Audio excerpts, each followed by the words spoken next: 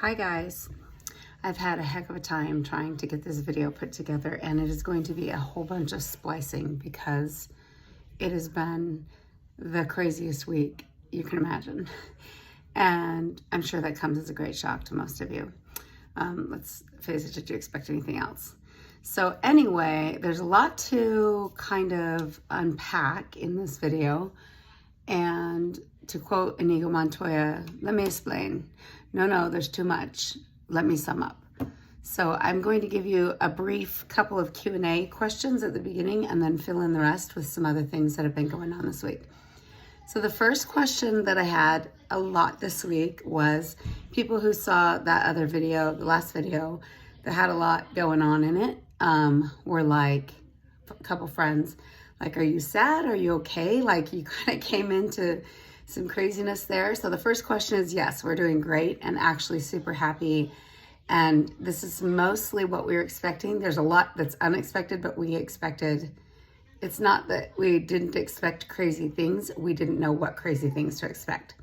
So that's the first question. The second question is, there's been a lot of questions of how did you come into such a mess and not know ahead of time what you were getting into, and sort of like be blindsided. So there's a big answer for that. And in brief, it is that we purchased this house, the property with the house on it, as an as-is property. We went ahead and declined an inspection in order to get our deal to go through the way that we wanted it to. And there's more to unpack about that as well. But basically, we did have a partial inspection report from a prior interested party who decided not to purchase it.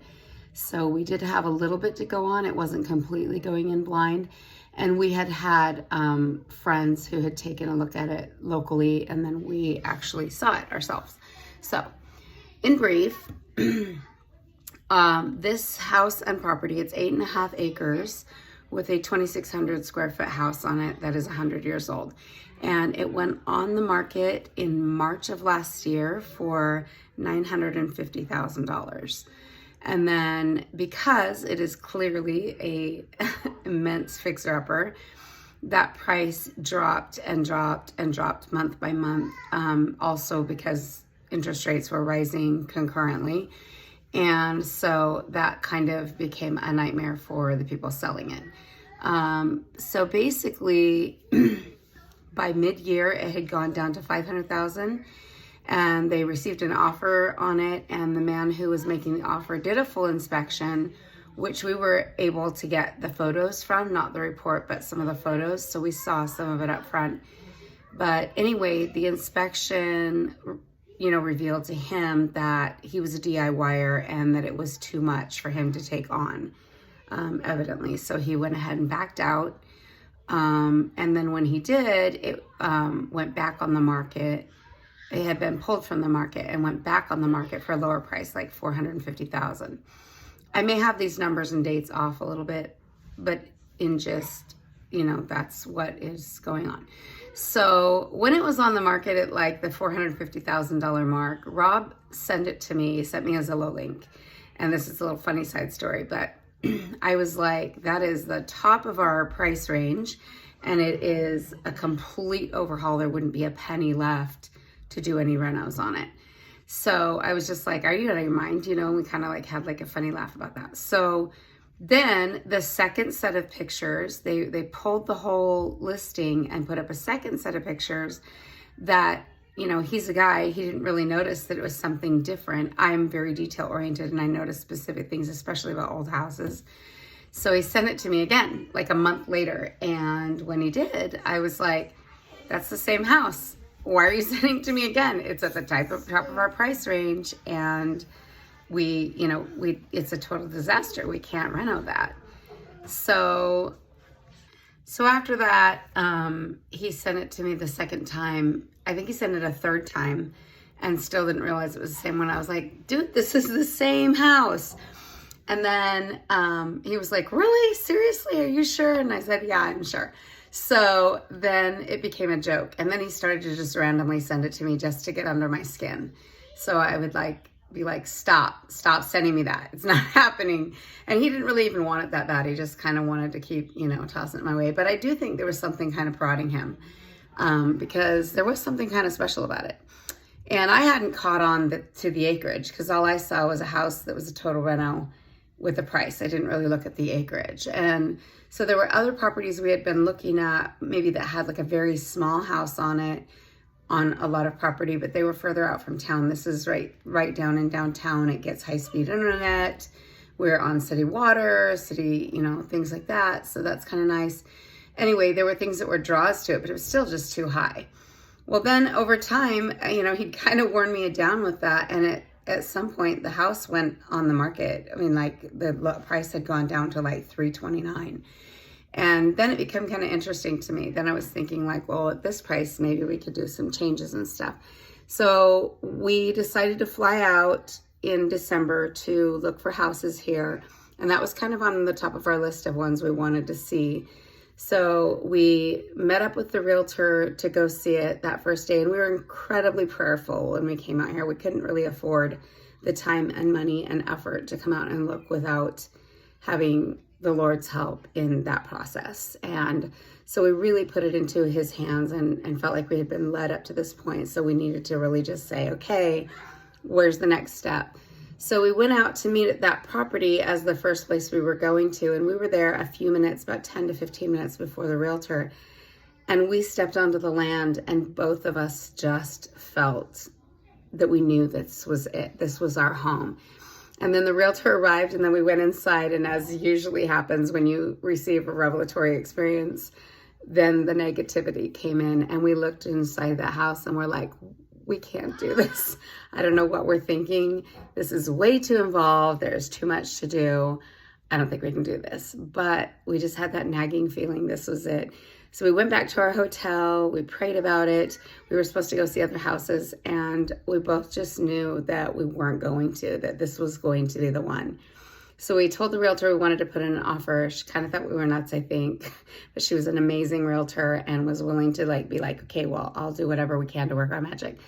To cut to the chase, after all the negotiating, we ended up financing about $230,000 for this entire property and the house. So we have some wiggle room now, and we knew that. I mean, we're not rich people. It's not going to be like a grand maison, but it is going to have some transformation. We're going to do our best to kind of change it over. So in this video, you're going to see how detailed that is and what that will entail and what we're going to need to do or not do. So hopefully I can unpack that and might have to add some tidbit little conversation pieces in between because I don't know how to edit. So I'm going to do my best. Mama? Huh? What are you doing? Nothing. No. Nothing? What are you doing? I'm definitely not painting paneling with no primer. Go away. What you doing? Oh, just building a TV stand. Okay, 9. And it's the same direction? I don't know. I'm looking at right. I think. All right, what do we get, guys? A fireplace. All right. Pretty exciting. We got some painting done today. We still have to do all the trim. And we got the fireplace built and installed. What do you think, Henry? You like it? Gotta finish the painting over there. And we'll keep going in this family room. Hey, Henry. Having some BK and some soda? So we also moved in the dining table today, but unfortunately our dining table was too big for this space. So this is an old dining table that we've had for over 20 years, and we used it for crafting because it was already damaged. So it's gonna get an overhaul, and these are actually our school table chairs, so they won't be in here eventually. We have some other chairs that we're gonna put in here. And I painted the paneling. Piper made fun of me. I didn't do any prep at all. I was just rolling paint off in the other room and decided, what the heck? I just wanna know what it would look like lighter and brighter. And as you can see, it makes an enormous difference because this is the other half of the room, which still has so much to do. but it's not done. That's just a single coat of Valspar Agreeable Gray with like no work, no prep, no stripping, no sanding, which every video was like, oh, you got to do this. And they had this lady hand sanding the walls. But anyway, I don't know how long it'll last, but we don't want to put a ton of work in here anyway. And yeah, this is me being real. I didn't even tape off my windows because Windex will take that off with a razor in about 5 seconds. So anyway, I still have to paint out the trim, like do a second coat, and then I'm going to paint out all that trim. And actually this door, the second coat on that door is going to be white from Heirloom Traditions. And I don't know what I'm doing here. I hate those bars. They need to go bye-bye, but I don't know how to get rid of them without causing serious damage to this. But as Rob said today, it's not like we're gonna ruin this house, so we might as well try it out. So anyway, when that's all trimmed out, it might be different. Repaint my table. We'll give you a report on the dining room later. And as I said, this is the other half. Needs to be painted out. That is an old couch that I've had forever, and an old table that I've had forever that I've been meaning to refinish too. So I might be doing a bunch of handy painting with Heirloom Traditions. I love that paint. Hey, Rubes. Hey. Peace out.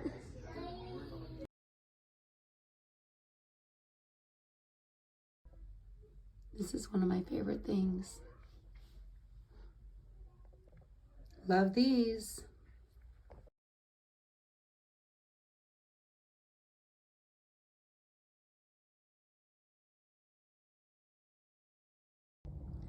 I can't wait to give this little cutie an upgrade.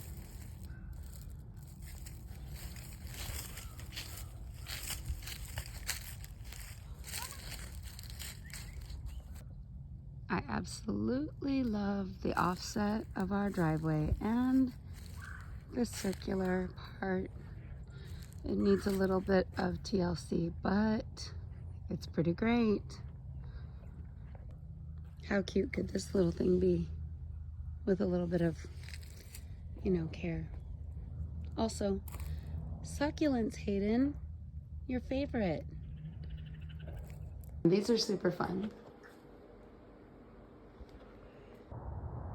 I love that so much. It makes my heart happy. What you doing? Oh, are you doing this for like the dogs? The dogs keep getting out because if you see, like here, wait, where is it? Like right here, it's like big, and Phoebe is tiny, so she can fit through there. And yeah, so that's pretty fun. So the Baptist church and all of our like neighbors keep having to like bring them over and it's like, is this your dog? I'm like, yes. Yeah, that's what we're doing, huh? Just like some wire right there. On focus. There we go. That's pretty fun. This is how you do it. Oh no, not at all. This is 1000% the wrong way. And it's the trailer trash way to do it because we're poor. And I got a spool of wire for $4 instead of chicken wire, which is like more expensive and not available at Walmart. And yeah, I'm definitely doing it wrong, but it'll work. And Yeah, it's gonna work. I bet. speaking of trailer trash, it's Valentine's Day. Don't I look? You like my outfit? I love your outfit. Rob Halliday is the luckiest man alive. He gets to come home to this domestic bliss. Little update on the barn. Nate has been doing some serious cleaning and working out here. I don't know if you remember seeing it before. Still a long way to go, but he's made it so the kids can at least come out and play in here and it's safe. And anyway, I haven't seen up in the loft yet, but I know he's been cleaning up there too.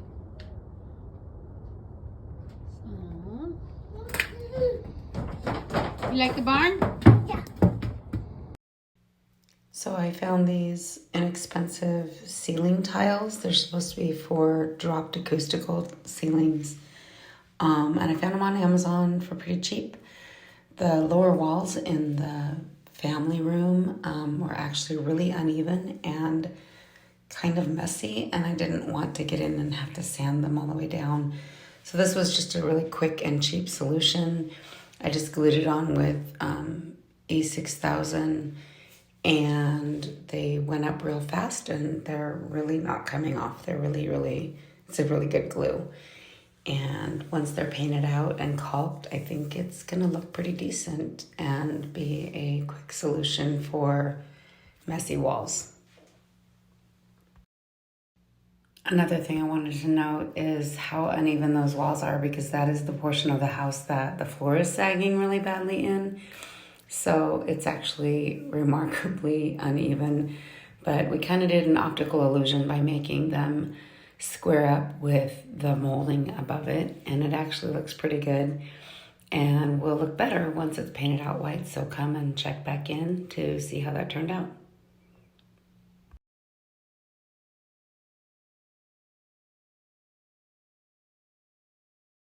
The foundation inspector just arrived, and I'm not gonna lie, I'm a little bit nervous. Wish us luck.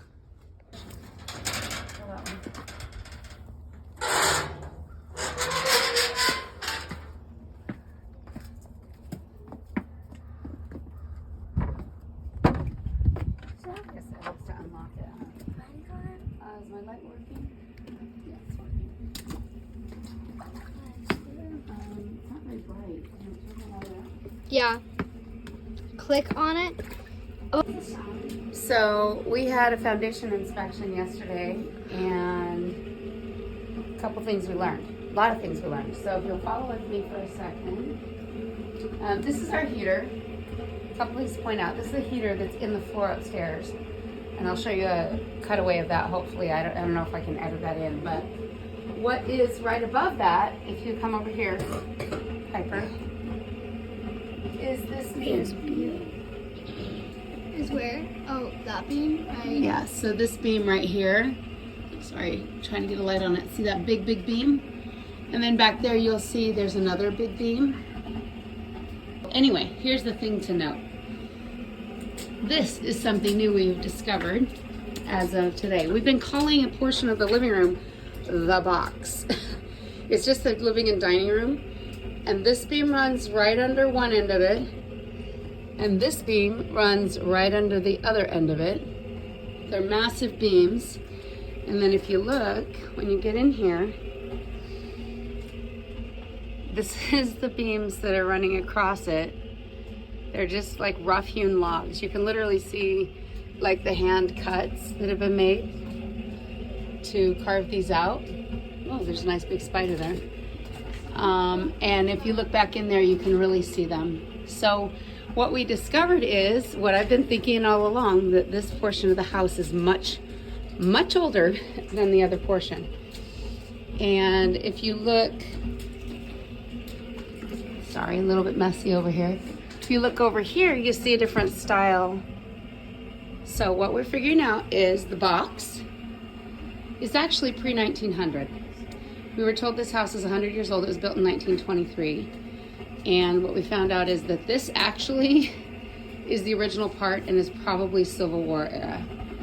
And then this was the addition in 1923. And that is what is our family room, our TV room.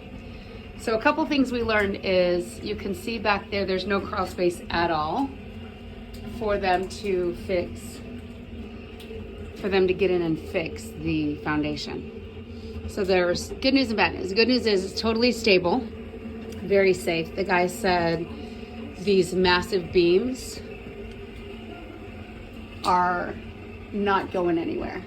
Although, I will show you this. This one here, if you look, sorry, I'm trying to get some lighting and do this. If you look right up in there, hold on, I'm trying to zoom.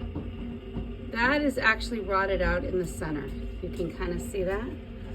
But if you look at the massive amount on each side of that rot spot, that beam is still holding tight. Look at the groove marks. It's so cool. Like hand hewn. And then these logs. Okay, I'm gonna get out of here because this place is creepy. This is where the first beam ran, right next to the heater. And the second beam is running just about over here on the main part. All right, you're gonna have to excuse our mess. It's just constant mess right now, but this is what we call the box. This is the only warm part of the house. And this is the part that was likely built originally, and I'll tell you that the chimney is right there on the side of that wall. So if this was what we believe was an original square cabin slash house, it was this part before the 1900s. The upstairs is a total addition, and they built the stairs right on that big beam, which was super smart because it's supportive. But I'm thinking like 1923, excuse our playroom, it's a disaster. But this is where the chimney's at. I showed this once before. That's the chimney box. So that is probably the end of this room. And probably people just lived here in this main part until the addition. This is also an addition. Probably like a covered porch. That's probably why the ceilings are so low.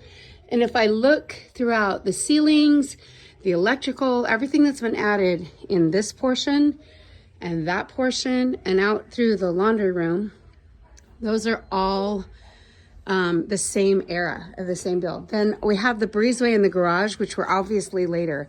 So I think the 1923 remodel was those additional rooms. And I'm going to show you what's going on in the foundation in the laundry room, which is also a disaster. So we thought this was a big crack, and it is, but it's actually two separate pores. So you can tell that because out this window, there's two separate pores. So that's actually not anything that has to be repaired. And there is a slope to this laundry room, but the slope is probably intentional because it was probably a porch at one point. Again, this is the low ceiling, and they had water runoff. So there's nothing wrong with the foundation in this room.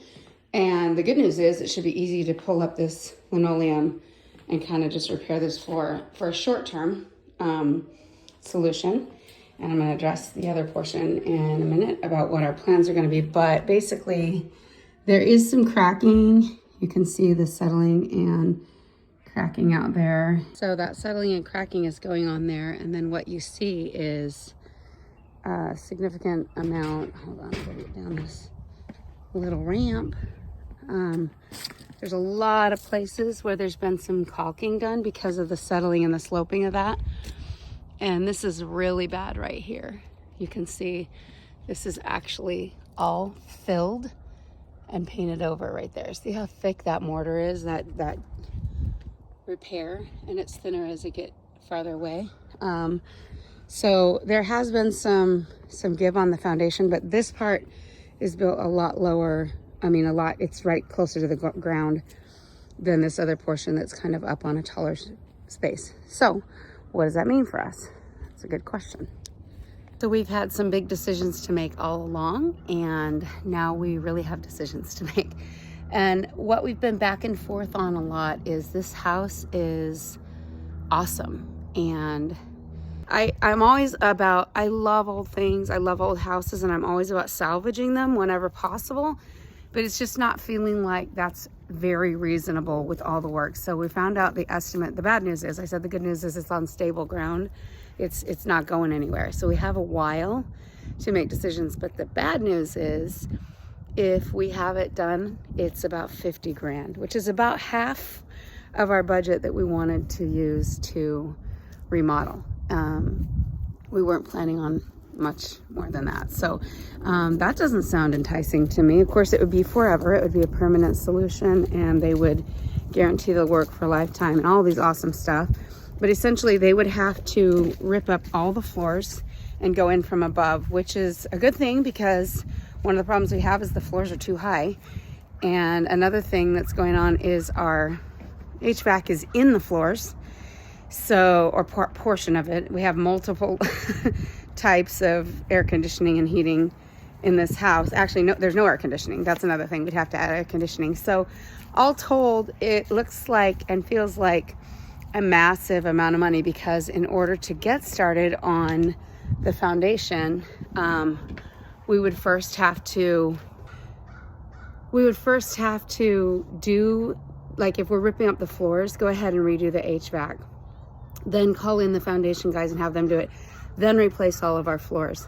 That's a lot of cost and work that's adding up to almost starting fresh, particularly where we know there's roof issues, we know there's plumbing and electrical issues. So anyway, the current state of affairs is that we're going to make the box presentable to live in, cosmetically and comfortably as possible on the short term. And then our goal is probably to, maybe at this point, it may change next week, remodel or get a complete addition redone, making a bedroom, bath, a living area, and possibly a kitchen in the 1960s garage and breezeway, which are more stable and in better shape. And then move over into that and then hit this a little at a time. We don't know how long it's going to take, budget-wise and time-wise and everything else.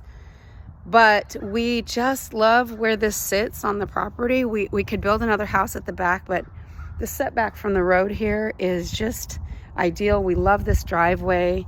We love the situation of it between the neighbors. I don't want to move the house. We do have 8.5 acres. We could go all the way to the back of it if we wanted to. But then if we did ever parcel it out, like which we could subdivide, I wouldn't want to give up the front half to someone else. I'd rather give up the back half to someone else, which I don't know, might be one of my kids or one of my siblings or something like that. So yeah, we're just gonna lay low and see what happens with this old beauty. So I gotta wrap up this week's video with a little bit of seriousness. You saw in the video that like Tuesday, Valentine's Day, I was trying to shore up the pen for the puppies and thought that I did a pretty decent job, and I did because all of the holes were closed off. But by Tuesday afternoon at dusk, both of the puppies went missing again. They found a way to dig underneath the pen because where there's a will, there's a way. And they ran off and we couldn't find them, and it was after dark, and about midnight we heard scratching on the back door, and we had been searching everywhere, and Phoebe was at the back door, but Dharma was not with her. And so then Wednesday we had freezing weather, and we had been searching and searching everywhere and had about determined that she was just gone. We couldn't find her. So that was kind of a rough start to the week, and I was planning to do a video on Wednesday, but we were all kind of sad and depressed about that, and then it was icy cold. And then later in the week, I don't even know what, I'm like, Robin Williams in Jumanji, what day is it? So one of the days toward the end of the week, I think yesterday, it would have been yesterday, Thursday, we had the foundation inspection, and it brought with it some pretty heavy news. It was good news in some ways, but it was like, okay, 50 grand, so you saw that also.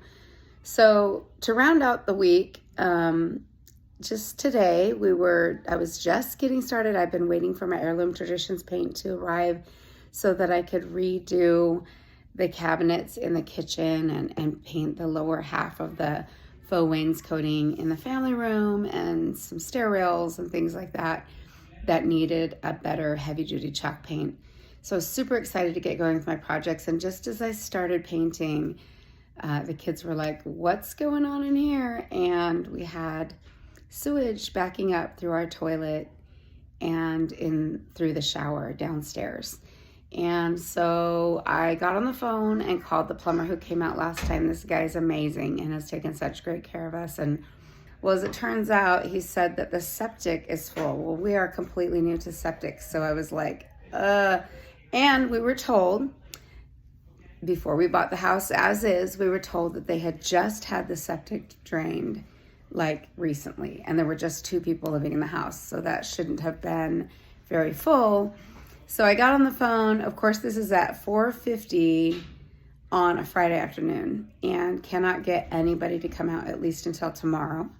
So they are going to come out and check that out. But with all of that said, and all seriousness and all sarcasm aside, my sister once again saved me this week because she sent me this excerpt from, it's always from from the Don't Miss This podcast, which if you're unfamiliar with that, it is David Butler and Emily Bell Freeman, and they do these analysis of the scriptures, and it's so great. Look it up on YouTube. Don't miss this. It's super great. But anyway, this week they were recapping the Beatitudes and how in that Christ was addressing a group of people with infirmities and mourners, and they had literally gone to gather those who were sort of the downtrodden in society, and then here he teaches to them, blessed are, and recaps all of these people as being blessed. And they talk about how that might feel kind of like an insult. You're feeling like, I'm mourning, I'm not feeling really blessed. We have had a lot of crap come down on us this week, and a lot of reasons to kind of be like a little overwhelmed by what's going on. But we truly are blessed. Tonight, I went on Facebook yesterday on a local animal search page, and I put Dharma's photo up and just asked, has anybody seen this sweet girl? We're missing her still. And today, a couple brought her back to us, and they had her vet checked, and she is well and healthy, and they were super nice and returned her to us. And we met two nice people who live just down the road from us, so we know now two of our new neighbors. So, very blessed. And then we, as far as the foundation inspection, as much as it's kind of overwhelming to find it all out, it's an enormous blessing to know that we are safe and that the house is stable, even though it's not in its best condition. And also that it has really helped us to redirect our decisions and know what we're going to do with the remodel. And then the third thing, this catastrophic plumbing issue, which is just gross. And, you think, how are you blessed? But we are staying in a Marriott tonight and having a little mini staycation with our family, which we had not intended to do, but we're very blessed that we right now have a little bit in the budget that we can afford it. And the kids are beside themselves with excitement. And so it's all gonna be a memory in a few years that we will never forget. And we'll get the septic guy is coming out tomorrow after he does another visit to a different site in Carthage, Missouri. So when he gets home in the afternoon, hopefully he'll repair that, or we'll have 2 nights in the Marriott. I really hope not, because the budget is getting stretched real thin with having to redo a lot of new things in the house. So anyway, that's the recap. There's always something to consider yourself blessed with. It's been kind of a rough ride, but one friend asked, are you down about all of it? And I really am not. We are the most joyful we've been in the longest time. Our entire lives have been changed up, all for the better. Some of it's harder work, and it's exhausting, and we fall asleep, and we sleep hard. And everybody has been having to pitch in and work hard, and we've really, done a lot of stuff. And, what's the phrase? All work and no play makes Jack a dull boy. And so we're having a little staycation and a little play tonight that was kind of forced upon us, and I don't even mind. So that's the recap of the week, and look forward to telling you what happens next week. So keep your eyes open, because it never slows down around here.